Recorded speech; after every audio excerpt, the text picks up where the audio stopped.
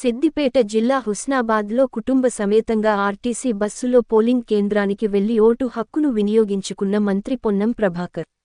ఎన్నికల కమిషన్ చెప్పినట్టుగా భారత పౌరుడిగా ప్రజాస్వామ్యాన్ని కాపాడడానికి తన ఓటు హక్కును వినియోగించుకున్న ప్రజలందరూ ఓటు హక్కును వినియోగించుకోవాలి.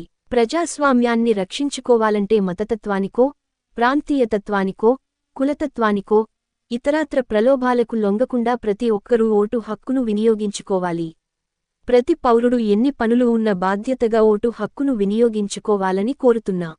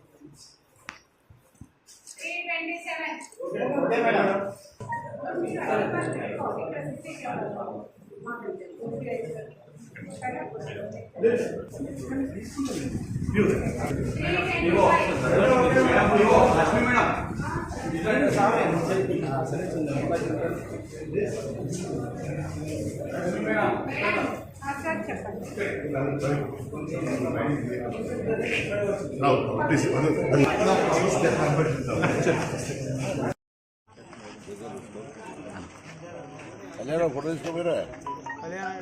ఫోటో తీసుకుంటున్నాడు. కళ్యాణం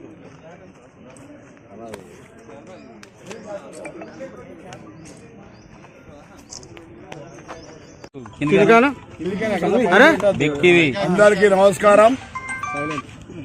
ఎన్నికల కమిషన్ చెప్పినట్టుగా భారత పౌరుడిగా ప్రజాస్వామ్యాన్ని కాపాడడానికి నా ఓటు హక్కు వినియోగించుకున్నాను. ఈ సందర్భంగా ఒక బాధ్యత గల పౌరుడిగా ప్రజలందరూ తప్పకుండా విధిగా ఓటు హక్కును వినియోగించుకోవాలని కోరుతా ఉన్నాం.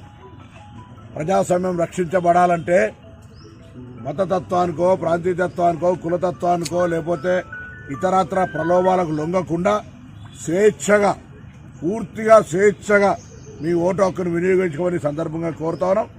తప్పకుండా ప్రజాస్వామ్యం నిలవాలంటే ఈ అఖండ భారతదేశం లోపల ఒక ఓటు అనేటువంటి ఆయుధం ద్వారా అనేకమైనటువంటి అంశాలు మారుతూ ఉంటాయి.